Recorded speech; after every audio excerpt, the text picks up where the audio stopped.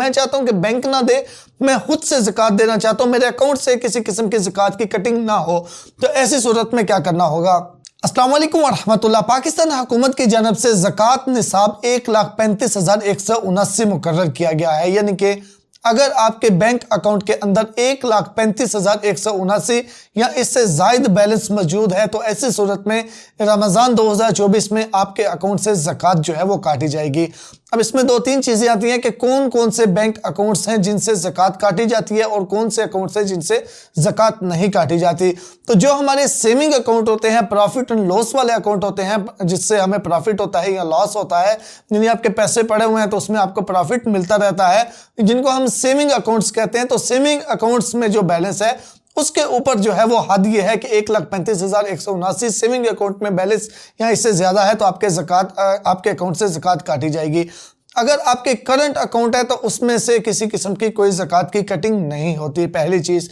अब दूसरे नंबर पे बहुत से लोगों का ये मानना होता है, उनका माइंड ये होता है कि हमारा जो बैंक के अंदर बैलेंस है उसमें से ज़कात, चाहे हमारा सेविंग अकाउंट ही क्यों ना हो, हम उसमें से ज़कात नहीं देना चाहते।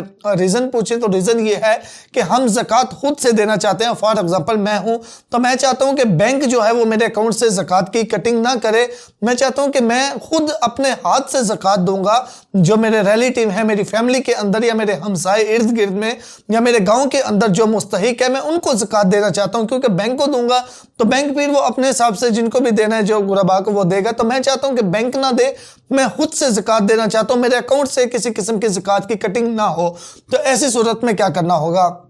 ऐसी सूरत में आपका जिस भी बैंक में सेविंग अकाउंट होता है, पहले बार मैं दोबारा ये चीज़ रिपीट कर देता हूं कि अगर आपका करंट अकाउंट है तो फिर आपके लिए ये बिल्कुल भी नहीं है, क्योंकि करंट अकाउंट पे किसी किस्म की ज़कात की डिडक्शन नहीं होती है। ज़कात होती है सेविंग अकाउंट के ऊपर। सेविंग अकाउंट में जो आपका बैलेंस होता है वो भी तब जब 1,35,179 से बैलेंस ज़्यादा होगा। तो अच्छा, अगर आपका सेविंग अकाउंट है और आप चाहते हैं कि मेरे अकाउंट से डिडक्शन ना हो ज़कात की, तो जिस बैंक में आपका अकाउंट है आपने उनसे एक फॉर्म ले लेना है। उन्हें आप सिंपल बताएं कि मैं चाहता हूं कि मेरे अकाउंट से ज़कात की कटिंग ना हो, मुझे वो फॉर्म दे दें। तो वो आपको एक फॉर्म दे देंगे। वो फॉर्म आपने फिल करके उसको रेडी करके अपने वापस वो बैंक में जमा करवाना होता है। या फिर दूसरा ऑप्शन ये, आप बेशक ना जाएं, जितने भी हमारे ये स्टाम्प फरोश होते हैं जो आपके अदालतों में बाहर आपको नजर आ जाते हैं हर जगह पे, तो उनके पास भी हर बैंक का फॉर्मेट जो है वो पड़ा होता है और वो तकरीबन 200 से 300 रुपया लेते हैं। वो फॉर्म आपको मुकम्मल रेडी करके दे देते हैं।